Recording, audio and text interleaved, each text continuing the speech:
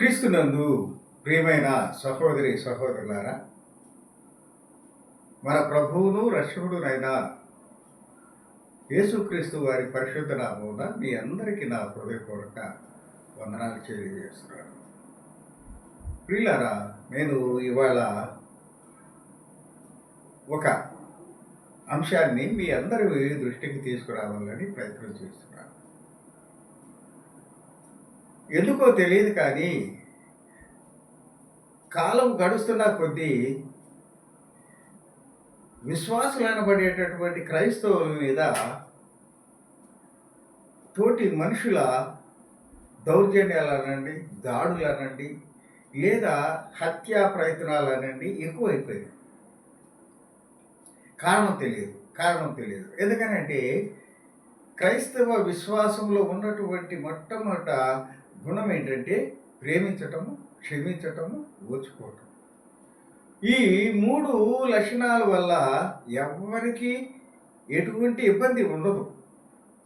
ఎందుకంటే అసలు ఇవి లేకపోతే లోక యొక్క పోకటే లేదు, లోకం సాగదు ముందుకి.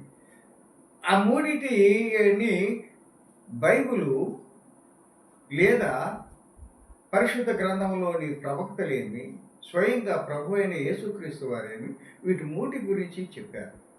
ప్రేమ, క్షమాపణ, సహనం. ఈ మూడిటి వల్ల మేలే తప్పనిచ్చి సమాజానికి కానీ మనుషులు ఉండేటటువంటి మానవ సమాజానికే కానీ మేలే కానీ కీడు ఏమాత్రమూ లేదు.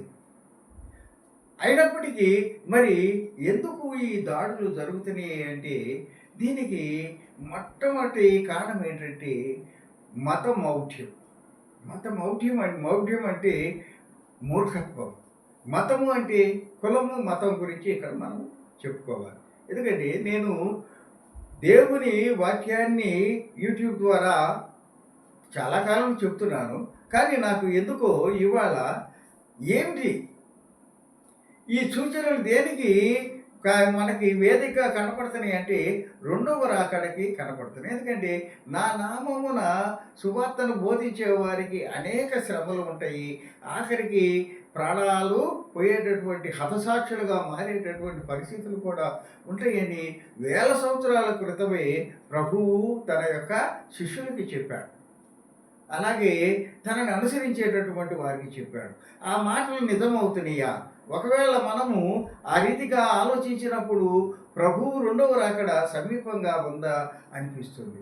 ఇది ఒక అంశమైతే, రెండవది ఏంటంటే ఇప్పటికైనా ఈ యొక్క మూర్ఖత్వం నుంచి, ఈ యొక్క ఛాందసవాదం నుంచి మనుషులు బయటికి రావాలి. వచ్చి మనం మనుషులుగా ఉందాం.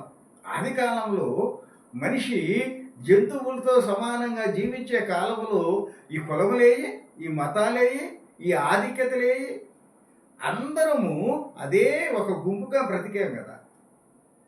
ఆది మానవుడు జంతువుతో సమానంగా బ్రతికాడని మన శాస్త్రాలు, మన పురాణాలు చెప్తున్నాయి కదా.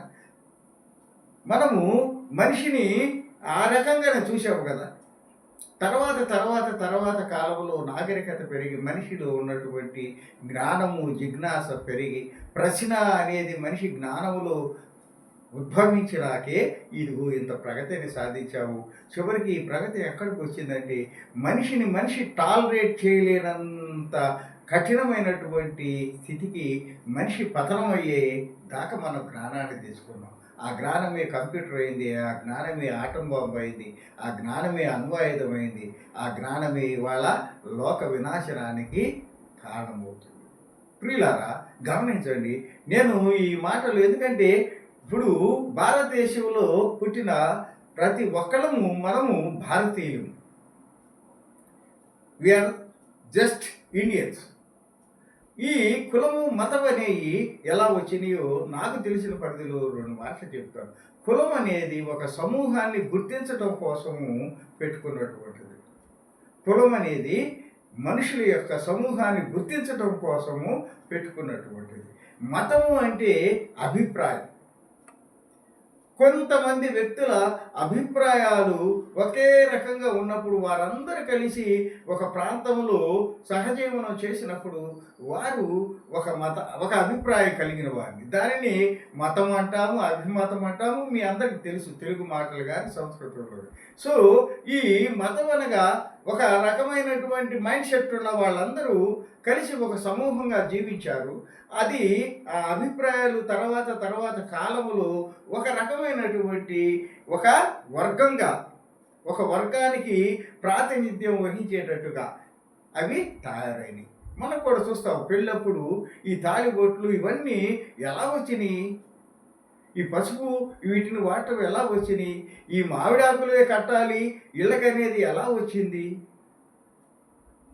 ఇట్లా అనేకమైనటువంటి ఈ ఆచారాలు కానీ ఈ సంప్రదాయాలు వెనక ఉన్నది ఏంటంటే మనుషుల యొక్క ఒక విధమైన భావజాలం. అలా ఒక భావజాలం కలిగినటువంటి సమూహము ఏర్పాటు చేసుకున్న అభిప్రాయాలే మతము. చివరికి అది ఏమైందంటే కొంత మందికి అది ఒక కులం, ఒక జాతిగా ఏర్పడింది. కాబట్టి ప్రియమైనటువంటి సహోదరి సహోదరులారా, ఎవరైనా కానీ ఈ వాక్యము ఇప్పుడు నేను చెప్పేటటువంటి ఈ మాటలు వినేటటువంటి వాళ్ళు క్రైస్తవులే కావచ్చు, క్రైస్తవేతరులే కావచ్చు, లేకపోతే అన్యులు కావచ్చు, ముస్లిమ్స్ కావచ్చు, హిందువులు కావచ్చు, ప్రతి ఒక్కరూ గమనించాల్సిన అంశం ఏంటంటే ఈ దేశంలో పుట్టిన మనం అందరము మొదటగా ఈ దేశ పౌరులము. ఆ తర్వాతే కులాలు వచ్చినాయి. ఈ కులాలు మతాలుగా మారినాయి. ఈ మతము ఎక్కడి దాకా పోయిందంటే ఎదుటి వారి యొక్క అభిప్రాయాలు, మతం అంటే అభిప్రాయం అన్నాం కదా, ఎదుటి వారి అభిప్రాయాల్ని గౌరవించలేని, అభిప్రాయాలను అంగీకరించలేని స్థితికి వచ్చిన తర్వాత దాన్ని ఏమన్నామంటే మతం మౌఢ్యము అన్నాం. ఎదుటి వారి అభిప్రాయాల్ని గౌరవించలేనంత కఠినమైన స్థితికి మనుషులు ఒక సమూహం వెళ్ళినప్పుడు దాన్ని ఏమంటామంటే మతమౌఢ్యము. ఆ యొక్క సహించలేని తనమే ఎదుటి వారి మీద దాడి చేయటానికి, ఎదుటి వారిని బాధ పెట్టడానికి, హింస పెట్టడానికి కారణమవుతుంది. అందరం చదువుకున్న వాళ్ళమే. దీనికి చదువుతో కూడా పని లేదేమో. లోక జ్ఞానము, సంస్కారం ఉంటే ఈ విషయాలన్నీ తెలుస్తాయి. నీ మతము, నీ అభిప్రాయాలని వేరే వాళ్ళ మీద రుద్దటం కోసము ఎందుకు ఈ దాడులు? మీరు అనొచ్చు క్రైస్తవ మతం ఇక్కడిది కాదు కదా అని. క్రైస్తవ మతం ఇక్కడిది కాదు. చాలామంది మన వాళ్ళు ఏమంటారంటే తెల్లోళ్ళది అంటారు. తెల్లవాళ్ళకు కూడా సంబంధం లేదు. వాళ్ళు ఎక్కడో ఐరోపా దేశాల్లో ఉన్నారు. ఇది పుట్టింది ఎక్కడ? యేసుక్రీస్తు ఎక్కడ పుట్టాడు? మన ఆసియా ఖండంలోని మధ్యప్రాచ్య దేశాలు అయినటువంటి ఆ యొక్క ఇరాను, ఇరాకు, ఆ మధ్యలో ఉన్నటువంటి టర్కీ, ఈ లెబనాను, ఈ సిరియా, ఆ పక్కన ఉన్నటువంటి ఇజ్రాయేల్ దేశము, ఆ యొక్క ఎడారుల భూముల్లో, కొండల్లో, ఆ యొక్క ప్రాంతంలో పుట్టినటువంటి వాడు. అయితే ఏమైంది? ఆయన వాక్యము, ఆయన సత్యము లోకం అంతా వ్యాపించింది. ఎందుకని? మనుషులు ఏర్పాటు చేసుకున్నటువంటి మతములో కానీ, కులాలలో కానీ ఏముంటుందంటే స్వార్థం ఉంటుంది. అందుకని వ్యక్తుల ద్వారా ఏర్పడిన మతాలు లేదా వ్యక్తుల ద్వారా ఏర్పడినటువంటి దైవాంశాలు, దేవతలు ఆ యొక్క వ్యక్తులతోనే అంతరించిపోతాయి. మనం చూస్తున్నాం ఎన్నో కులాలు అంటున్నాం, ఎన్నో మతాలను చూస్తున్నాం, ఎన్నో ఈ తెగలను చూస్తున్నాం. ఎక్కడ నిలబడ్డాయి? ఎక్కడున్నాయి? ఎందుకు అలా అయిపోయినాయి అంటే అవి మనుషులు కొంతమంది తమ ఆలోచనల కోసం, తన స్వార్థం కోసం ఏర్పాటు చేసినటువంటి ఆ యొక్క మత వ్యవస్థలు వారి యొక్క అనంతరం అవి కనుమరైపోవటం మనం చూస్తున్నాం. అయితే మరి క్రైస్తవ మతము ఎక్కడో చిన్న ఆ ఎడారి ప్రాంతములైనటువంటి ఇజ్రాయెల్ దేశంలో పుట్టింది. పైగా ఎక్కడ పుట్టింది? అక్కడ క్రైస్తవులు లేరు. మన అందరము తెలుసుకోవాల్సిన విషయం ఏంటంటే ఇజ్రాయెల్ దేశంలో క్రైస్తవులు అనేవాళ్ళు లేరు. ఒక రకంగా చెప్పాలంటే యూదులు ఉన్నారు. ఆ యూదులు ఎలాంటి వారంటే మన భారతదేశంలో చాలా పండితులుగా, మేధావులుగా, జ్ఞానులుగా, భూసురులుగా భావించే బ్రాహ్మణులు లాంటి వాళ్ళు. చాలా నిబద్ధతతో కూడిన ఆచార వ్యవహారాలతో ఏమాత్రం మొహమాటం లేకుండా వారి జీవన శైలి చాలా అద్భుతంగా ఉంటుంది. యూదులు, ఈ యొక్క బ్రాహ్మణులు, వీరి యొక్క ఆచార వ్యవహారాలు కుడియరంగా ఒకే రకంగా ఉంటాయి. కాబట్టి క్రైస్తవులు అక్కడ లేరు. యేసుక్రీస్తు జన్మించినప్పుడు కానీ, ఆయన వాక్య ప్రచారం చేస్తూ సువార్తను ప్రకటించినప్పుడు కానీ క్రైస్తవులు లేరు. కాబట్టి వినేటటువంటి సహోదరులారా, పెద్దలారా, మీరందరూ గమనించండి.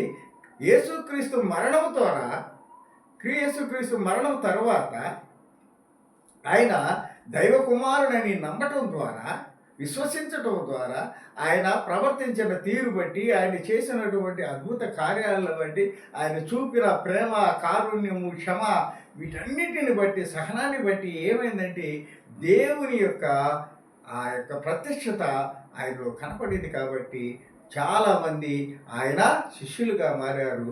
ఆ శిష్యులే తమ ప్రాణాలకు తెగించి ప్రపంచవ్యాప్తంగా తిరిగారు. మీరు ఒక సత్యాన్ని గమనించండి. ఆ యేసుక్రీస్తు శిష్యులుగా మారినటువంటి ఆ 12 మందిలో 10 మంది శిష్యులు, ఒక అతనేమో తప్పు చేసి ఆయన ఉరేసుకొని చనిపోయాడు.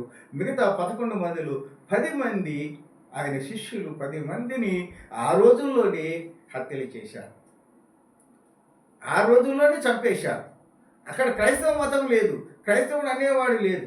కానీ ఈ యొక్క యేసుక్రీస్తు గురించి సువార్త ప్రకటిస్తున్నటువంటి ఈ యొక్క 11 మంది శిష్యుల్లో 10 మంది శిష్యుల్ని ఆ రోజుల్లోనే చంపేశారు. కాబట్టి ఈ యొక్క క్రైస్తవ మతానికి ఈ యొక్క హతసాక్షులుగా ఉండటము, లేదా ఈ యొక్క అగ్రవర్ణ, లేదా వేరే ఇతరుల చేత యేసుక్రీస్తును రక్షకుడిగా అంగీకరించడానికి ఇష్టం లేనటువంటి వేరే మతవాదులు కావచ్చు, వీళ్ళందరూ కూడా ఎగబడి చంపేశారు. కారణం ఏంటో తెలుసా?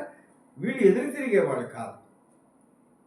ఈ క్రీస్తును నమ్మినటువంటి ఆయన శిష్యులు కానీ, పరిచర్య చేసేవాళ్ళు కానీ, లేదా విశ్వాసులుగా ఉండబడే ఈ కోట్లాది మంది ప్రపంచవ్యాప్తంగా ఉన్నవారు కానీ, మొట్టమొదటి ప్రిన్సిపల్ ఏంటి? నిన్ను తిట్టిన వాడిని కూడా ప్రేమించు. నిన్ను ప్రేమించేవాడిని నువ్వు ప్రేమిస్తే దాన్ని ఏమంటే ప్రత్యేకత ఏంటి? కాబట్టి క్రైస్తవ విశ్వాసం ఏంటంటే నిన్ను దండించేవాడిని, లేదా నిన్ను శిక్షించేవాడిని కూడా ప్రేమించు, నిన్ను అసహించేవాడిని కూడా ఆదరించు అనేటటువంటి ఆ యొక్క గొప్ప సత్యము ఏం చేసిందంటే క్రైస్తవులని మీకు ఒక గొర్రెల్లాగా, అందుకని యేసుక్రీస్తుని కూడా గొర్రెతోనే పోల్చారు. కారణం ఏంటంటే గొర్రె ఎదురు తిరగదు, దాని స్వభావానికే విరుద్ధము ఎదురు తిరగటం అనేది. కాబట్టి ఆ రీతిగానే యేసు ప్రభువును కూడా పరిశుద్ధ గ్రంథంలో లోక పాపములు పరిహరించని దేవుని గొర్రెపిల్ల అని గొర్రెతో పోల్చడం జరిగింది. కాబట్టి ప్రియమైన సహోదరులారా గమనించండి, ఎందుకు ఈ ద్వేషం, ఎందుకు ఈ విద్వేషం? క్రైస్తవ విశ్వాసులన్నా, క్రైస్తవ బిడ్డలన్నా ఎందుకు ఈ విశ్వాసం? వారెవరు? మీలాంటి మనుషులే కదా. నీకు తెలుసో నీకు తెలియకో నువ్వు ఇంకొక అభిప్రాయానికి, ఒక వాదాన్ని అంగీకరించావు, దాన్ని యాక్సెప్ట్ చేశావు, దాన్ని అనుసరించి జీవించు. అలా కాకుండా వేరే అభిప్రాయాల్ని, వేరే ఒక సిద్ధాంతాన్ని నమ్మి అనుసరించే వాళ్ళని ఎందుకు నీవు దాడి చేస్తున్నావు? అంటే దీనికి ఒక మాట అంటారు, మీరు మత మార్పిడి చేస్తున్నారని. మతము అనేది చెప్పుకున్నాం ఇందాక. మతం అనేది అభిప్రాయాలు మారకపోతే ఇంకేం మారుతాయి? మనం చెప్పుకుంటాం కదా, వీడు ఇంతకుముందు ఉన్నట్లు లేడు, చాలా మారాడని. అంటే ఏంటి? వాడి అభిప్రాయాలు వాడు మార్చుకున్నాడు. అది చెడుది కావచ్చు, మంచిది కావచ్చు. దానిని మార్పు అనేది మానవ సహజమని మన అందరూ చెప్పుకుంటాం కదా. అది మన శరీరంలో కూడా కనపడింది కదా. చిన్నపిల్లవాడు ఉన్నప్పుడు ఒక రకంగా ఉంటాము, యవ్వన ప్రాయంలో ఒక రకంగా ఉంటాం కదా, తర్వాత వృద్ధాప్యంలో ఇంకొక రకంగా ఉంటాము. కాబట్టి మార్పు అనేది సహజం. ఆ అభిప్రాయంలో వచ్చిన మార్పును బట్టి ఇప్పుడు ఎవరైనా విశ్వాసులుగా మారవచ్చు. నిజమే కాబోలు ఇతను నిజమైనటువంటి దేవుడని నమ్మవచ్చు. ఇవాళ మన వాళ్ళు చాలామంది హిందువులు అమెరికాలో ఉంటున్నారు. అక్కడ పెద్ద తిరుపతి అంత పుణ్యక్షేత్రాలు అక్కడ కట్టారంట. How it possible? ఎలా సాధ్యమైంది? బ్రిటన్ దేశంలో ఆ యొక్క లండన్కి మున్సిపల్ చైర్మన్ ఒక ముస్లిం. How it possible? మీరందరూ క్రిస్టియన్ దేశాలని చాలామంది ఈ యొక్క క్రిస్టియానిటీని వ్యతిరేకించే వాళ్ళు మాట్లాడతారు కదా. మరి ఇది ఎట్లా సాధ్యమైంది? ఆ దేవాలయాలు ఎలా రాజ్యాల్లో నిర్మించగలిగారు? ఎలా వారు అక్కడ అధికారంలోకి రాగలిగారు? మొన్న ఈ మధ్య అమెరికాలో ఒక రాష్ట్రానికి గవర్నర్‌గా కూడా ఒక ముస్లిము ఎంపిక కాబడ్డాడు. మేయర్‌గా ఎంపిక కాబడ్డాడు. కాబట్టి ప్రియమైన సహోదరి, సహోదరులారా, మన సంకుచితమైనటువంటి భావజాలంతో మనము ఎదుటి వారి యొక్క అభిప్రాయాలని, ఎదుటి వారి యొక్క విశ్వాసాలని మనము అఫ్‌కోర్స్ నీకు ఎదుటివాడిని చంపడము నీకు తప్పు కాకపోవచ్చు. ఎందుకనంటే నీ యొక్క మతంలో అది తప్పని నీకు హెచ్చరిక లేకపోవచ్చు. దాని ద్వారానే నీకు ఏదో మోక్షం లభిస్తుందని నువ్వు భావించవచ్చు. బట్ కనీసం మనిషిగా ఆలోచిద్దాం. ఒక మనిషి రక్తం కళ్ళచూడటం ద్వారా, ఒక మనిషిని హింసించడం ద్వారా ఎవరికైనా మనం ఒకవేళ మీరు అనుకున్నట్టుగా పరలోకమో, స్వర్గమో ఉంటే ఆ స్వర్గానికి నువ్వు ఎట్లా యోగ్యుడు అవుతావు? ఒక మనిషిని పైగా నీకు కీడు చేయని వాడిని, నిన్ను ఒక మాట అననటువంటి వాడిని, తన బ్రతికేదో తాను బ్రతుకుతూ అయ్యా నేను మార్పు పొందాను, నేను ఈయన దేవుడిగా అంగీకరించాను, నేను రక్షింపబడ్డాను, మీరు కూడా రక్షింపబడాలని నేను ఆశపడుతున్నాను, ఈ రక్షణలోకి వస్తేనే మీరు నరకం నుంచి తప్పించుకుంటారు అని చెప్పేటటువంటి ఒక వ్యక్తిని ప్రేమతో చెప్పేవాడిని, నిన్ను కూడా రక్షించాలని ప్రయత్నం చేసేవాడిని కూడా నీవు హత్య చేయాలనే ఆలోచనకి ఎందుకు వస్తున్నావు? వాడిని కీడు చేయాలని ఎందుకు అనుకుంటున్నావు? వాడిని వెలివేయాలని ఎందుకు అనుకుంటున్నావు? వాడు తప్పు కులకూడని ఎందుకు అనుకుంటున్నావు? మన ఆలోచన మారాలి కదా. గమనించండి, నేను ఈ విషయం ఎందుకు చెప్తున్నానంటే నేను వాస్తవంగా ఈ విషయాల్లోకి పోదలుచుకోలేదు. ఎందుకనంటే దేవుడు నాకు ఒక బాధ్యత ఇచ్చాడు. నేను ఎంతవరకు నాకు సాధ్యమైన మేరకు అనేకులని దేవుని సన్నిధికి నడిపించాలి, వారిని విశ్వాసంలో బలపరచాలి, నన్ను నేను విశ్వాసంలో బలపరుచుకోవాలి. కానీ ఈ యొక్క లోకరీతి అయినటువంటి ఈ ఈ తగాదాల గురించి వీటి గురించి నేను మాట్లాడదలుచుకోలేదు. కానీ ఎందుకు నేను ఇవాళ ఈ విషయాన్ని ప్రత్యేకించి మాట్లాడుతున్నానంటే, చూడండి, మన తెలుగు 2 రాష్ట్రాల్లో ప్రసిద్ధిగాంచినటువంటి క్రైస్తవ ప్రచారకులు ఎవరు, ఏ కులానికి చెందిన వాళ్ళు మీరు ఆలోచిస్తే క్రైస్తవ విశ్వాసుల్ని మరి ఎలా మీరు దాడి చేయగలుగుతున్నారో ఆలోచించండి. ఒక కేఏ పాల్ గారు క్రిస్టియన్ కాదు, సతీష్ కుమార్ గారు క్రిస్టియన్ కాదు, బ్రదర్ అనిల్ గారు క్రిస్టియన్ కాదు, ఇక చాలామంది ఉన్నారు, ఆరాధ్యమూర్తి గారు, తర్వాత ఏసన్న గారు, ఇట్లా చాలామంది. వీళ్ళందరూ పెద్ద పెద్ద సంస్థలు స్థాపించారు, లక్షల మందిని యేసుక్రీస్తు రక్షకుడని చెప్తున్నారు, బోధిస్తున్నారు. వారికి మాత్రము ఏ రకమైన హాని జరగదు. కానీ వీధులెంబటి ఇళ్ళెంబటి తిరుగుతూ తనకు సాధ్యమైన మేరకు దేవుని వాక్యాన్ని ప్రచారం చేసేటటువంటి పేద క్రైస్తవులని మీ ఇంటికి వచ్చినటువంటి సువార్త చెప్పేవాడిని నువ్వు చంపడానికి, నువ్వు ఇబ్బంది పెట్టడానికి ప్రయత్నం చేస్తున్నారు. ఇది నీకు తప్పనిపించట్లేదా? ఇప్పుడు నేను చెప్పిన ఈ యొక్క ప్రసంగికులు కానీ, ఈ సువార్థికులు కానీ ఎవరు? నీ మతంలో జన్మించిన వారి, నీ మతం వారి. మరి ఎందుకు వాళ్ళు మారారు? వారిని ఎందుకు నువ్వు వారిని హెచ్చరించట్లేదు? అంటే వారు నీ వాళ్ళు కాబట్టి వారికి ఏమి హాని జరగకూడదు, వారు ఇలాగే ఉండాలి. కానీ నిజమైనటువంటి క్రైస్తవులు పేదలైనటువంటి వాళ్ళ మీదకి దాడి చేయటం ఏంటి? అంటే వాళ్ళు ఏం చేయలేరని ఎందుకు అట్లా ఆలోచిస్తున్నావు? పేదవాళ్ళని మనము కరుణించాలి కదా. మాతా భిక్షాం దేహి అని ఇంటికి వచ్చి ఒక ముద్ద అన్నం అడిగిన వాళ్ళకి అన్నం పెడుతున్నామే. అలాగే నిన్ను ఆత్మీయంగా రక్షించడానికి వస్తున్నాడు. నీకు ఇష్టమైతే విను, లేకపోతే లేదు కదా. బలవంతం ఏం లేదు కదా. కొంతమంది ఈ యొక్క క్రైస్తవ మతంలో కూడా మనకి ఒక సామెత ఉంది, గొర్రెల గుంపులో తోడేళ్ళు చేరినిక్కొని. ఈ తోడేళ్ళు చేరి ఏం చేస్తున్నాయంటే గొర్రెల గుంపుని చల్లా చెదురు చేస్తున్నాయి, ఆ గొర్రెలని మింగివేస్తున్నాయి.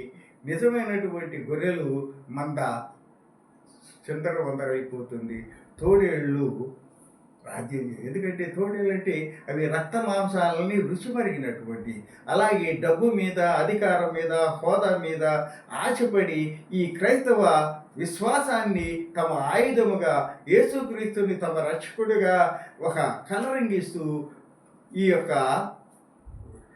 మత విశ్వాసాలని, క్రైస్తవ విశ్వాసాన్ని వ్యాపారంగా మార్చినటువంటి వ్యక్తులేమో అంచెలంచెలుగా ఎదుగుతున్నారు. వారికి తప్పని నేను అన్ను.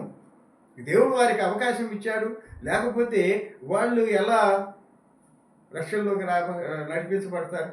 ఇన్ని లక్షల మంది వారిని ఎలా విశ్వసిస్తారు? వారి వాక్యాన్ని ఎందుకు వాళ్ళందరూ నమ్ముతున్నారు? అది కాదు నేను అనేది. ఎందుకు మీ మతం నుంచి వచ్చినటువంటి వారేమో క్షేమంగా ఉన్నారు, కానీ ఒక పేద దళితుడిగా పుట్టినటువంటి వాడిని ఎందుకు మీరు అంటే ఇక్కడ కూడా ఏం కనపడుతుందంటే మతం ముసుగులో ఒక వర్గానికి చెందిన వ్యక్తులని మీరు సంహరించాలని, లేకపోతే వారిని తిరిగి పూర్వపు రోజుల్లోకి ఊరి వెలుపలకి వాళ్ళని నిలబెట్టాలనే ఆలోచన చేస్తున్నారా? ఎంత తప్పుడు ఆలోచనలో ఉన్నారు గమనించండి. ఎవ్వరము ఇక్కడ శాశ్వతం కాదు. చంపేవాడైనా ఒకరోజు చచ్చిపోవాలి. చచ్చిపోయేవాడు ఎట్లా వాడిది ఆ యొక్క గడియ వచ్చింది కాబట్టి చనిపోతున్నాడు.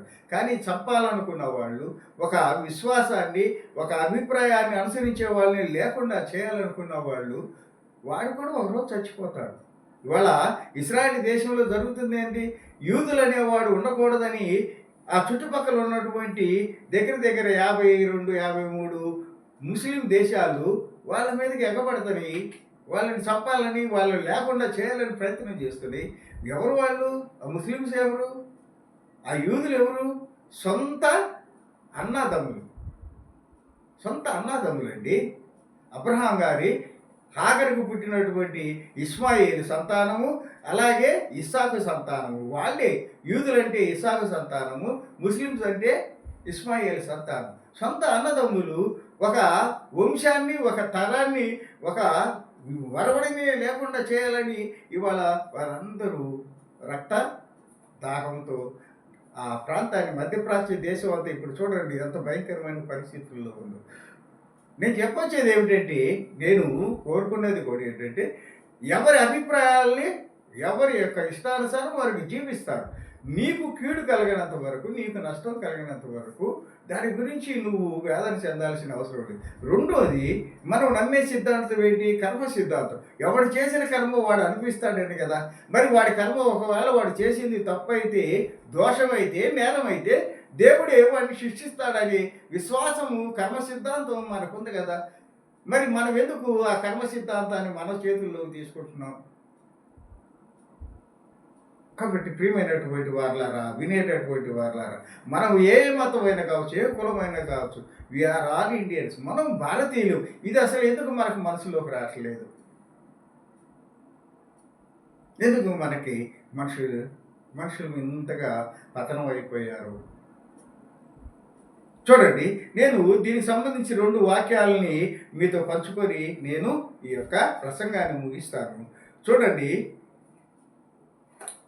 ఆదికాండము 6వ అధ్యాయము 12వ వచనములో ఒక మాట ఉంది. అది చదువుకుందాం. ఆదికాండము 6వ అధ్యాయము 12వ వచనములో దేవుడైనటువంటి యెహోవా దేవుడు భూమిని, ఈ సర్వాన్ని సృష్టించాడు.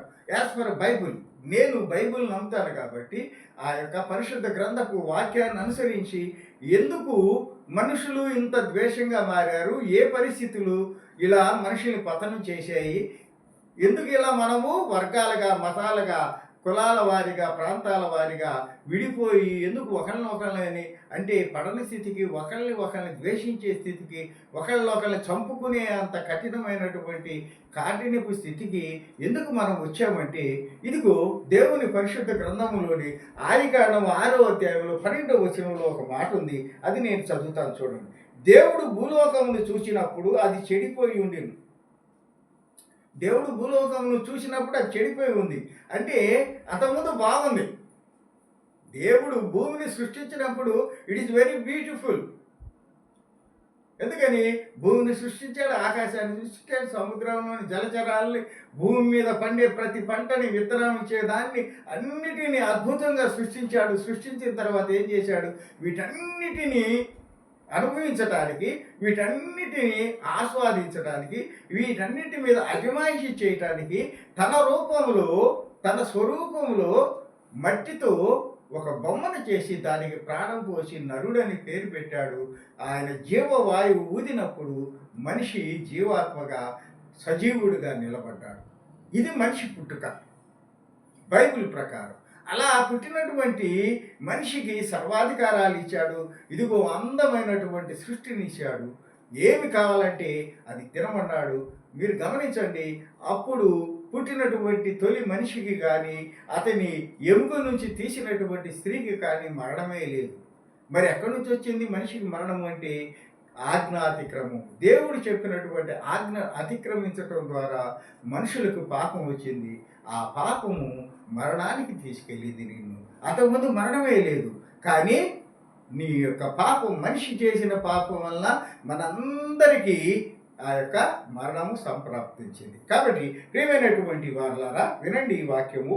దేవుడు భూలోకమును చూసినప్పుడు అది చెడిపోయి ఉండిను. చెడిపోయి ఉండినంటే అర్థం ఏంటి చెప్పుకున్నాం కదా. అంతకుముందు అది బాగుంది. మరి ఎందుకు చెడిపోయింది? భూమి మీద సమస్త శరీరులు తమ మార్గమును చెరిపి వేసుకొని ఉండిరి. ఇది పరిస్థితి.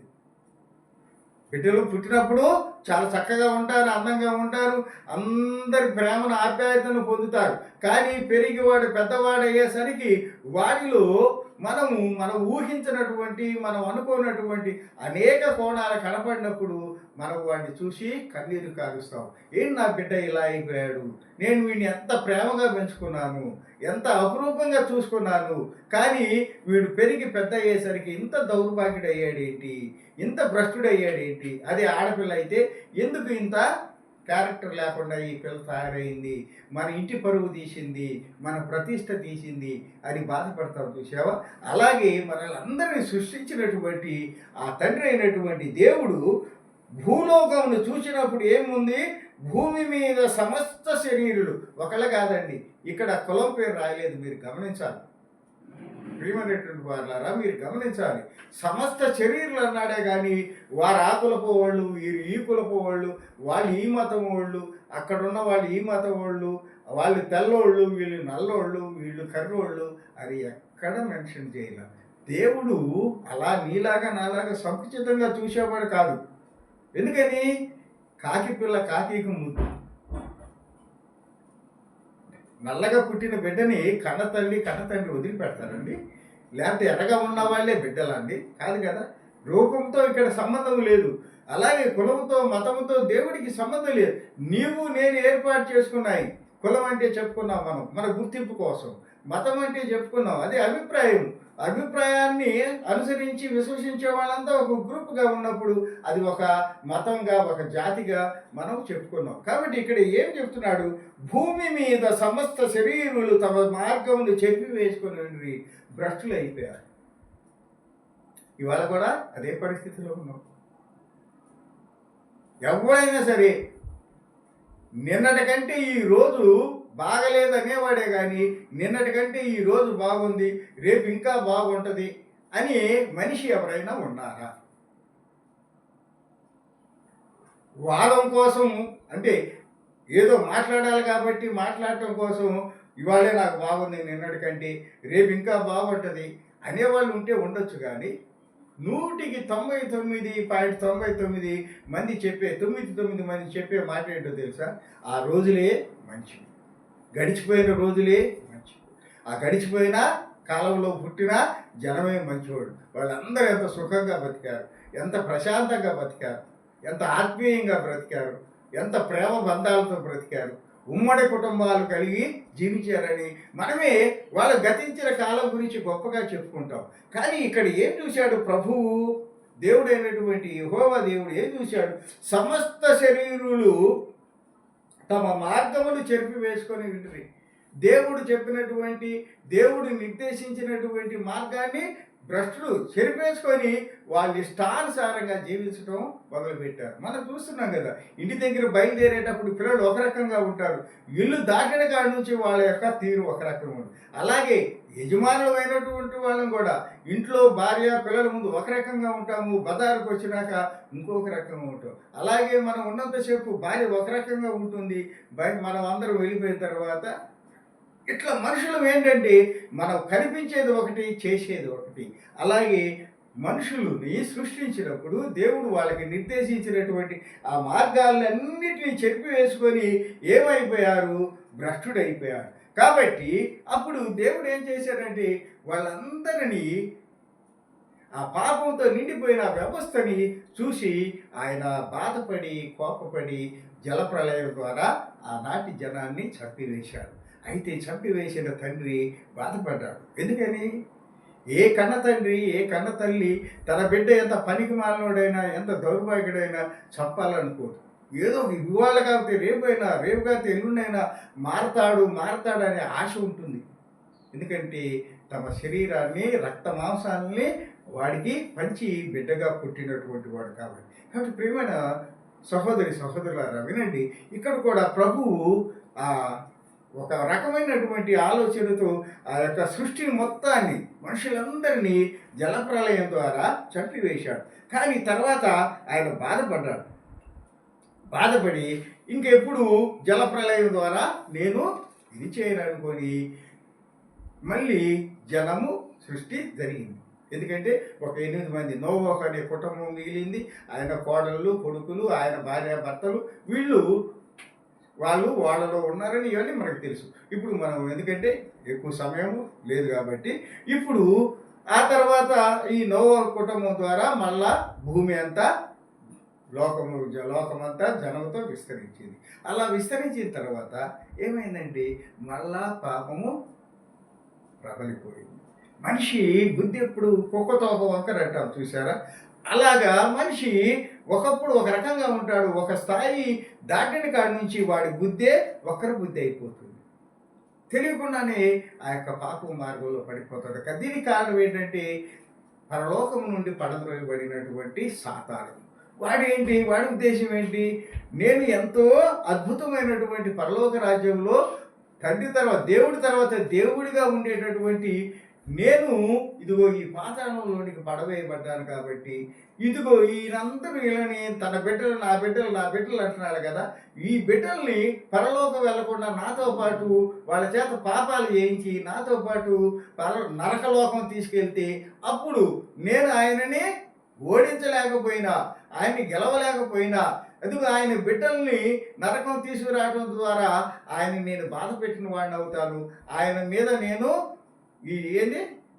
మోరల్గా, నైతికంగా నేను విజయం సాధించినట్టు ఉంటుందనే ఉద్దేశంతో ఆ పడద్రోయబడినటువంటి ఆ యొక్క దేవదూత అయినటువంటి సాతానుడు మనిషి సమాజాన్ని మొత్తము నాశనం చేసి, భ్రష్టులు చేసి, పాపాన్ని మనందరికీ ఆ యొక్క నేత్రాశ అంటే చూపు ద్వారా, మన ఆలోచనల ద్వారా, మాటల ద్వారా, శరీరంలోని హార్మోన్స్ ద్వారా చేయకూడని పాపాలన్నిటినీ చేయించి మనల్ని భ్రష్టులు చేసి దేవుని సన్నిధికి దూరం చేశాడు. ఈ పరిస్థితులు వచ్చినాక అప్పుడు ప్రభు ఏం చేశాడంటే, నేను పోయినసారి ఆవేశంతో నా బిడ్డల్ని జలప్రళయం ద్వారా చంపించాను, కానీ ఈసారి అలా కాదు, నా యొక్క వాక్యాన్ని ప్రవక్తల ద్వారా తెలియజేస్తానని అనేక మంది ప్రవక్తలు పంపించి లోకానికి శుభవర్తమానాన్ని అందించాడు. అయితే మనం ఇప్పుడు ఎలా ఉందో అప్పుడు కూడా అంతే.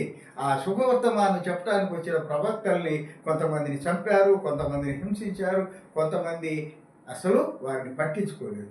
అలా అయినప్పుడు ఇక ఆలోచించి చూస్తే వదిలిపెట్టేస్తే మనిషి జనమంతా, మానవ లోకమంతా, నరలోకమంతా పాపంతో నిండిపోయి భ్రష్టులయ్యేటట్లుగా, నరకానికి పాత్రలయ్యేటట్లుగా ఉంది. కనుక ఇలాంటి పరిస్థితుల్లో నా కుమారుడు, ఒక్కగానొక కుమారుడు, అద్వితీయ కుమారుడు అయినటువంటి నా బిడ్డ యేసుక్రీస్తుని పంపిస్తాను. ఎందుకంటే ప్రవక్తల మాట వినకపోయినా నా యొక్క కుమారుని మాటలైన విని వీరు పాపం నుంచి, ఈ యొక్క దుష్టత్వం నుంచి బయటపడి తిరిగి తమ పాపాలను ఒప్పుకొని నా యొక్క పాదాల చెంతకు చేరి నీతిమంతులుగా జీవిస్తారేమోనన్న ఆశతో తన కుమారుని పంపించాడు. కుమారుని ద్వారా లోకానికి రక్షణ తేవాలని ప్రయత్నం చేశాడు. అలా వచ్చినటువంటి వాడి ప్రభు అయిన యేసుక్రీస్తు. ఆ యేసుక్రీస్తు పేరు మీద ఏర్పడింది ఈ యొక్క క్రైస్తవ మతం. అంతేగాని అది ఒక ఇది కాదు. దైవాంశ సంభూతుడు, దైవ కుమారుడైనటువంటి యేసుక్రీస్తు ఆ యొక్క ప్రభునామం మీద ఏర్పడినదే ఈ క్రీస్తు విశ్వాసము, ఈ క్రీస్తు సంఘము, ఈ యొక్క క్రైస్తవత్వం. కాబట్టి ప్రియమైనటువంటి సహోదరి సహోదరులారా, గమనించండి. ఈ ఒక వాక్యం చదువుకొని ముగిద్దాము. యోహాను సువార్త 3వ అధ్యాయము 16వ వచనం. ఎందుకు ఈ మాట చదువుతున్నామంటే, దేవుడు ఎంత ప్రేమ కలిగిన వాడో, ఎందుకు తన ఒకగానొక కుమారుని ఈ లోకానికి లోకరక్షకుడిగా పంపించి ఆయన అనేక రకాలైనటువంటి శ్రమలు, సోదరులు, వేదనలు అనుభవించి కలువరి శిలువ ఎక్కి బలి అయ్యే అంతగా ఎందుకు ఆయనని ఈ లోకరక్షణ కోసం పంపించి అల్పులము అయోగ్యులమైన ఈ మనుషులు రక్షించడానికి ప్రభువారు తండ్రి అయిన దేవుడు ఎందుకు సిద్ధపడ్డాడో అంటే, ఇదిగో ఆయన ప్రేమ మనుషుల ఎడల. మనము మన దృష్టిలో మనము అల్పులమే కావచ్చు, కానీ దేవుని దృష్టిలో మనము ఆయన బిడ్డలము. స్వహస్తాలతో నిన్ను నన్ను ఆయన రూపములో నిర్మించుకున్నటువంటి వాడు. అందుకని ప్రతి మనిషిలో దేవుడు ఉన్నాడు. ఎందుకని ఆయన రూపంలో చేసుకున్నాడు. అలాగే రెండవది, ఆయన మన నాసికా రంధ్రాల్లో జీవవాయువు, ఆయన ప్రాణవాయువును ఊదాడు. అందుకే మనకి జీవం ఉంది, మనకు ఆత్మ ఉంది. మిగతా జంతువులు సృష్టిలో ఉన్న ఏ జీవికి కూడా ఆత్మ లేదు. ఇదిగో దేవుని రూపంలో సృష్టించబడ్డ నీకు నాకు మాత్రమే ఆత్మ ఉంది. ఆ ఆత్మ ఉండబట్టే ఏది తప్పో ఏది ఒప్పో తెలుసుకుంటున్నాము, ప్రార్థించగలుగుతున్నాము, రేపుడి గురించి ఆలోచించగలుగుతున్నాము, దేవుడంటే తెలుసుకున్నాము, ఆ రక్షణ కోసం ప్రాకులాడుతున్నాము. మనము దేవుని బిడ్డలుగా ఉండబట్టి. కాబట్టి ఈ ఒక వాక్యం చదువు. దేవుడు లోకమును ఎంతో ప్రేమించాడు. ఇది క్రైస్తవులుగా ఉండేటటువంటి వాళ్ళకి, విశ్వాసులందరికీ ఈ మాట తెలుసు. కానీ నేను ఇవాళ ఈ విషయం ఎందుకు మళ్ళీ చదువుతున్నానంటే, చాలామంది వినాలి, ఈ సత్యం తెలుసుకోవాలని. ఈ మతం అంటే ఏంటి, కులం అంటే ఏంటి, ఎందుకు క్రైస్తవ విశ్వాసుల మీద ఈ దాడులు జరుగుతున్నాయి, ఎందుకు మనుషులు మానవత్వం మర్చిపోయారు, ఎందుకు ఈ రకమైనటువంటి క్రియలు జరుగుతున్నాయి అనేటటువంటి విషయాన్ని మనం చర్చిస్తున్నాం. కాబట్టి ఈ వాక్యం చదువుతున్నాం. దేవుడు లోకమును ఎంతో ప్రేమించెను, కాగా ఆయన తన అద్వితీయ కుమారునిగా పుట్టిన వాని యందు విశ్వాసముంచు ప్రతి వాడును నశింపక నిత్య జీవం పొందునట్లు ఆయనను అనుగ్రహించను. అనుగ్రహించడం అంటే గిఫ్ట్. ఈ given a gift to this earth. ఈ భూమికి, ఈ సృష్టికి ఆయన ఒక కానుక ఇచ్చాడు. What is the gift? The only begotten Son of God. దేవుని ఒకగానొక్క అద్వితీయ కుమారుణ్ణి ఈ లోకానికి గిఫ్ట్గా ఇచ్చాడు. ఏంటి ఆ గిఫ్ట్? కలువరి శిలువలో మరణించమని, ఈ లోకంలో బ్రతికినంత కాలం అవమానం పాలవమని, భయంకరమైన వేదనలు సోదరులు అనుభవించి ఈ లోక పాపాలన్నిటినీ నువ్వు మోసుకొని నీవు భరించి, ఇదిగో ఈ సృష్టిలో ఉన్నటువంటి నా బిడ్డలైనటువంటి మానవ లోకాన్ని అంత పాపం నుంచి, శాపం నుంచి, సాతాను బంధనాల నుంచి విడుదల కలిగించమని పంపించాడు. అదే ఇక్కడ దేవుడు లోకమును ఎంతో ప్రేమించాడు. That is the reason why he sent his only one son. This is he loved this earth. భూమిని ఎంతగానో ప్రేమించాడు దేవుడు. ప్రేమించి కాగా ఆయన తన అద్వితీయ కుమారునిగా, the only son that he had, he sent him to this world.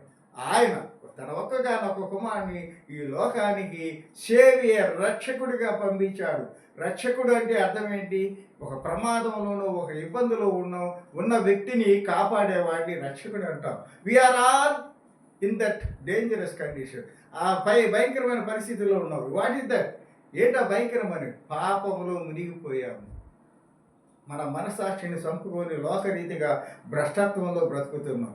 అలాంటి స్థితిలో ఆ పాపములో ఉండి మనము అంటే వేర్ వీఆర్ గోయింగ్, ఈ పాపములో బ్రతుకుతున్న మనం ఎక్కడికి వెళ్తాం? మన గమ్యం ఏంటి? నరకం. So God came to rescue us. అలాంటి స్థితిలో ఉన్న మనల్ని కాపాడి ఆ యొక్క పాపం నుంచి, శాపం నుంచి, సాతాను బంధనాల నుంచి, నరకాకి నుంచి విడిపించటం కోసం ఆయన తన ఒక్కగానొక్క కుమారుని లోకానికి పంపించి ఏమంటున్నాడు? ఆయన తన అద్వైత కుమారునిగా పుట్టిన వారి యందు విశ్వాసం ఉంచు ప్రతివాడును. వైవి ఈ మాటలు మీకు వేరే చోట దొరకవు.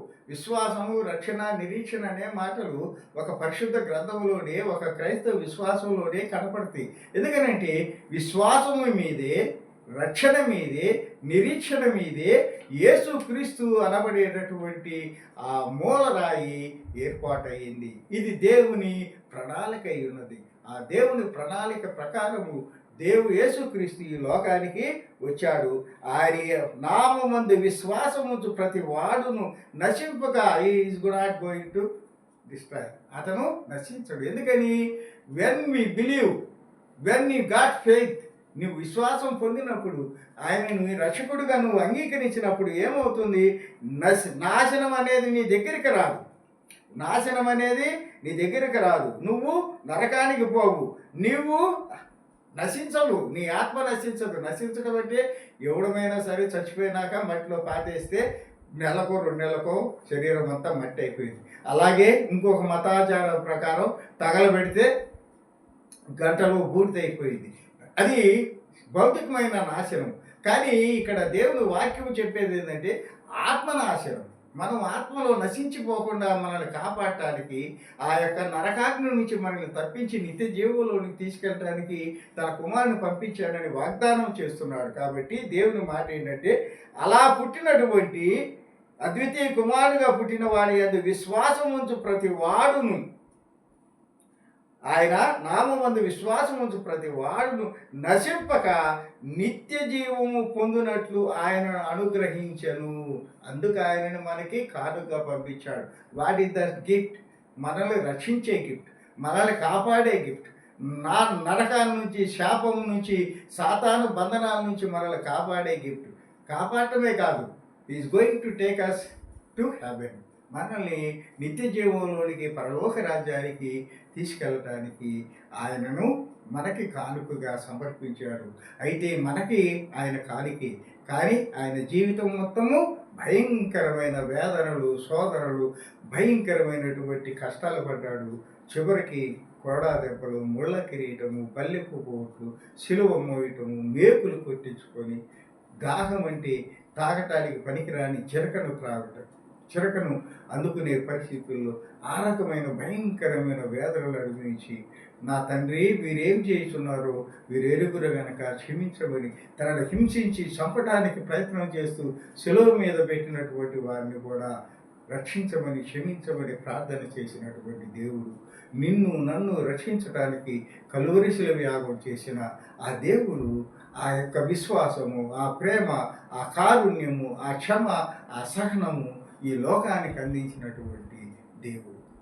నువ్వు నమ్మకపోవు, నమ్మకపోవు. It is the fact, it is the our confidence, మా నమ్మకం అది.